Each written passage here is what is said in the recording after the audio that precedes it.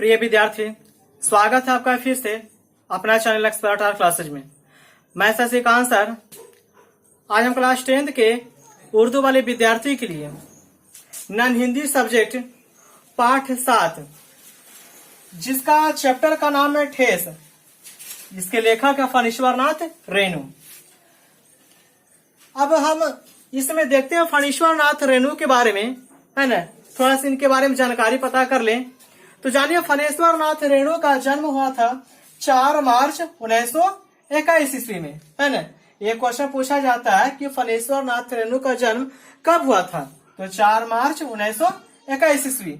और किस राज्य में हुआ था, तो बिहार। अब इनके देख लेते हैं कि जन्म भूमि यानी इनका जन्म किस स्थान पे हुआ था, तो पूर्णिया यानी पूर्णिया जिला में हुआ था। फणीश्वरनाथ रेणु की सबसे प्रमुख रचनाएं में से देख लिया जाए तो मैला आंचल,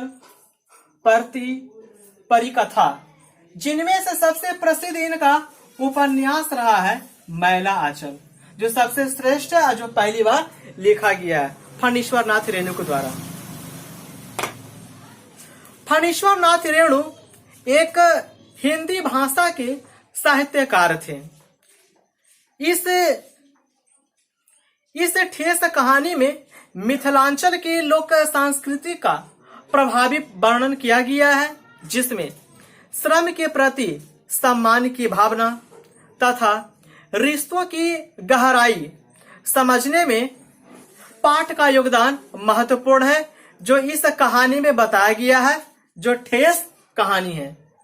तो चलते हैं इस कहानी में। अब खेती बाड़ी के समय गांव के किसान सिरचन की गिनती नहीं करते। लोग उसको बेकार ही नहीं बेगार समझते हैं, इसलिए खेत खलिहान की मजदूरी के लिए कोई नहीं बुलाने जाता है सिरचन को। क्या होगा उसको बुलाकर? दूसरे मजदूर खेत पहुंचकर 1/3 काम कर चुके ये तभी कहीं सिरचन राय हाथ में खुरपी डुलाता हुआ दिखाई पड़ेगा। पगडंडी पर तौल तौल कर पांव रखता हुआ धीरे धीरे मुफ्त में मजदूरी देनी हो तो और बात है। आज सिरचन को मुफ्तखोर, कामचोर या चटोर कह लीजिए। एक समय था जबकि उसकी मड़ैया के पास बड़े बड़े बाबू लोगों की सवारियां बंधी रहती थी। उसे लोग पूछते ही नहीं थे, उसकी खुशामद भी करते थे। अरे सिरचन भाई, अब तो तुम्हारे ही हाथ में यह कारीगरी रह गई है। सारे इलाके में एक दिन का समय निकाल कर चलो, कल बड़े भैया की चिट्ठी आई है शहर से, सिरचन से एक जोड़ा चिक बनवाकर भेज दो, यानी चटाई।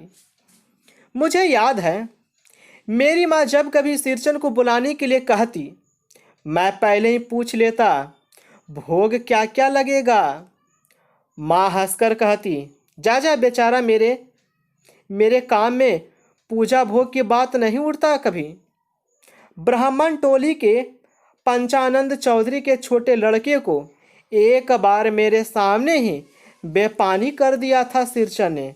तुम्हारी भाभी नाखून से काट कर ये तरकारी परोसती है और इमली का रस डालकर कढ़ी तो हम कहार कुम्हरों की घरवाली बनाती है। तुम्हारी भाभी ने कहाँ सीखा, ऐसा बोला। इसलिए सिरचन को बुलाने के पहले मैं माँ से पूछ लेता, ये लेखक ये कह रहे हैं। सिरचन को देखते ही माँ हुलसकर कहती, आओ सिरचन, आज नेनू मथ रही थी, मैं तो तुम्हारे याद आई। घी की डाड़ी यानी कस खखोरन के साथ चूड़ा तुमको बहुत पसंद है ना। और बड़ी बेटी ने ससुराल से संवाद भेजा है, उसकी ननद रूठी हुई है मोती की शीतल पार्टी के लिए। सिरचन अपनी पनियाई जीभ को संभालकर हंसता और घी की सौंधी सुगंध सूंघ कर ही वो आ रहा हूँ भाभी, ऐसा वो बोला। नहीं तो इस शादी ब्याह के मौसम में दम मारने की भी छुट्टी कहाँ मिलती है। सिरचन जाति का ही कारीगर है। एक एक मोती और पटेर को हाथ में लेकर बड़े जतन से उसकी कुच्ची बनाता। फिर कुच्चियों को रंगने से लेकर सुतली सुलझाने में पूरा दिन समाप्त हो जाता। काम करते समय उसकी तन्मया में जरा भी बाधा पड़ी कि गेहूं सांप की तरह फूफाक उठता। फिर किसी दूसरे से करवा लीजिए काम, सिरचन मुंहजोर है, कामचोर नहीं। बिना मजदूरी के पेट भर पर काम करने वाला कारीगर। दूध में कोई मिठाई न मिले कोई बात नहीं, किंतु बात में जरा भी झाल वह नहीं बर्दाश्त करता। कौन? तो सिरचन। सिरचन को लोग चटोर भी समझते हैं। तली भगारी हुई सब्जी, दही की कढ़ी, मलाई वाला दूध, इन सब का प्रबंध पहले कर लो, तब सिरचन को बुलाओ।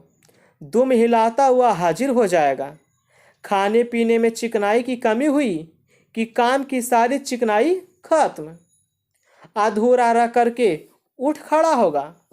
आज तो अब अधकपारी दर्द से यह माथा टनटना रहा है, थोड़ा सा रह गया है, किसी दिन आकर पूरा कर दूंगा, ऐसा बहाना कर देता।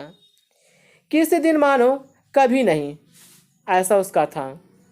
मोती घास और पटेर की रंगीन शीतल पाटी, बांस और तीलियां की झिलमिलाती चीक, सतरंगे डोरे के मोढ़े, भूसी चुन्नी रखने के लिए मूंज की रस्सी के बड़े बड़े जाले, हलवाहों के लिए ताल के सूखे पत्तों की छतरी टोपी तथा इसी तरह के बहुत सारे काम हैं जिन्हें सिरचन के सिवा गांव में और कोई नहीं जानता। यह दूसरी बात है कि गांव में ऐसे कामों को बेकाम का काम भी समझते हैं लोग। बेकाम का काम, जिसकी मजदूरी में अनाज या पैसे देने की कोई ज़रूरत नहीं, भर पेट खिला दो, काम पूरा होने पर एकाध पुराना धुराना कपड़ा देकर विदा कर दो, वह कुछ भी नहीं बोलेगा। कौन? तो सिरचन। कुछ भी नहीं बोलेगा। ऐसी बात नहीं, सिरचन को बुलवाने जाते हैं। सिरचन बात करने में भी कारीगर है। महाजन टोले के भज्जू महाजन की बेटी सिरचन की बात सुनकर तिलमिला उठी थी। ठहरो, मैं माँ से जाकर ये कहती हूँ। इतनी बड़ी बात? बड़ी बात ही है बिटिया, बड़े लोगों की बात ही बड़ी होती है। नहीं तो दो दो पटेर की पार्टियों का काम सिर्फ खांसारी का सत्तू खिलाकर कोई करवाएगा भला? यह तुम्हारी माँ ही कर सकती है बबनी, सिरचन ने मुस्कुराकर जवाब दिया था। उस बार मेरी सबसे छोटी बहन की विदाई होने वाली थी। पहली बार ससुराल वह जा रही थी। मानो कि दूल्हे ने पहले ही बड़ी भाभी को खत लिख करके चेतावनी दे दी है कि मानो के साथ मिठाई की पतीली न आवे कोई बात नहीं। 3 जोड़ी फैशनेबल चीक और पटेर की 2 सिलपट्टियों के बिना आएगी मानू तो, ऐसा ये लिख दिया गया था। भाभी ने हंसकर कहा, बैरंग वापस। इसलिए 1 सप्ताह पहले से ही सिरचन को बुलाकर काम पर तैयार करवा दिया था माँ ने। देख सिरचन, इस बार नई धोती दूंगी, असली मोहर छाप वाली धोती। मन लगाकर ऐसा काम करो कि देखने वाले देखकर ही देखते रह जाएंगे। पान जैसी पतली छुरी से बांस की तीलियां और कमानियों की चिकनाता हुआ सिरचन अपने काम में लग गया। रंगीन सुतलियों में झब्बे डालकर वह चीक बुनने बैठा। 1.5 हाथ की बुनाई देखकर के ही लोग समझ गए कि इस बार एकदम नए फैशन की चीज बन रही है, जो पहले कभी नहीं बनी। ऐसा मंझली भाभी से नहीं रहा गया। पर्दे की आड़ में बोली, पहले ऐसा जानती कि मोहर छाप वाली धोती देने से ही अच्छी चीज बनती है तो भैया को खबर भेज देती। ऐसा वो बोली। काम में व्यस्त सिरचन के कानों में बात पड़ गई। बोला, मोहर छाप वाली धोती के साथ रेशमी कुर्ता देने पर भी ऐसी चीज नहीं बनती बहुरिया। मानू दीदी काकी की सबसे छोटी बेटी है। मानू दीदी का दूल्हा अफसर आदमी है। मंजली भाभी का मुंह लटक गया। मेरी चाची ने फुसफुसाकर कहा, किससे बात करती है बहू? मोहर छाप वाली धोती नहीं, मूंगिया लड्डू। बेटी की विदाई के समय रोज मिठाई जो खाने को मिलेगी, देखती है ना। दूसरे दिन चिक की पहली पाँति में 7 तारे जगमगा उठे। 7 रंग के सतभैया तारा। सिरचन जब काम में मग्न रहता है तो उसकी जीभ जरा बाहर निकल कर आती है। ओठ पर अपने काम में मग्न सिरचन को खाने पीने की सुधि नहीं रहती। चिक में सुतली के फंदे डालकर उसने पास पड़े सूप पर निगाह डाली। चिवड़ा यानी चूड़ा है ना, चूड़ा और गुड़ का एक सूखा ढेला मैंने लक्ष्य किया। सिरचन की नाक के पास 2 रेखाएं उभर आई। दौड़कर माँ के पास गया।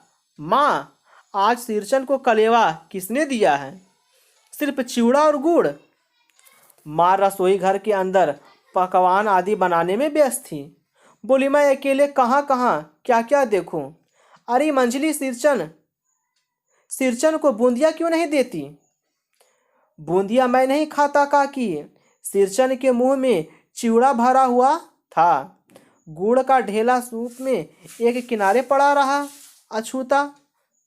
माँ की बोली सुनते ही मंजली भाभी की भवें तन गई। मुट्ठी भर बूंदिया सूप में फेंककर चली गई। सिरचन ने पानी पीकर कहा, मंजली बहुरानी, अपने मैके से आई हुई मिठाई भी इसी तरह हाथ खोलकर बांटती है क्या? बस। मंजली भाभी अपने कमरे में बैठकर रोने लगी। चाची ने माँ के पास जाकर के कहा, छोटी जाति के आदमी का मुंह भी छोटा होता है। मुंह लगाने से सिर पर चढ़ेगा ही। किसी की नैहर ससुराल की बात क्यों करेगा वह? मंजली भाभी माँ की दुलारी बहू है। माँ तमक कर बाहर आई। सिरचन, तुम काम करने आए हो, अपना काम करो। बहुओं से बतकुट्टी करने की क्या ज़रूरत है? जिस चीज़ की ज़रूरत हो मुझसे कहो। सिरचन का मुंह लाल हो गया।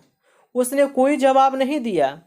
बांस में टंगे हुए अधूरे चिक में फंदे डालने लगा।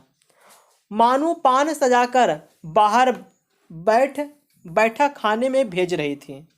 चुपके से एक पान का बीड़ा सिरचन को देती हुई बोली।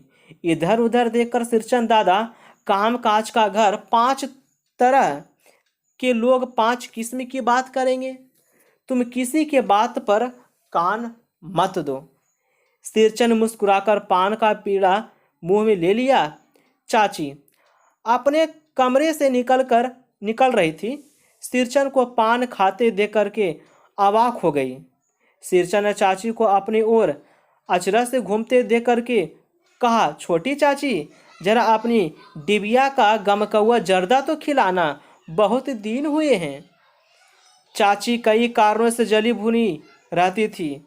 सिरचन से गुस्सा उतारने का ऐसा मौका फिर नहीं मिल सकता। झनकती हुई बोली, मस्खरी करता है? तुम्हारी बढ़ी हुई जीभ में आग लगे। घर में भी पान और गमकौआ जर्दा खाते हो? चटोर कहीं के। मेरा कलेजा धड़क उठा। बस सिरचन की उंगलियों में सुतली के फंदे पड़ गए। मानो कुछ देर तक वह चुपचाप बैठा, पान को मुंह में घुलाता रहा।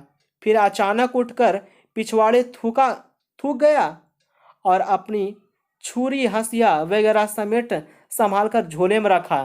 टांगी हुई अधूरी चीख पर एक निगाह डाली और हनहनाता हुआ आंगन से बाहर निकल गया। चाची बड़बड़ाई, अरे बाप रे बाप, इतनी तेजी कोई मुफ्त में तो काम नहीं करता।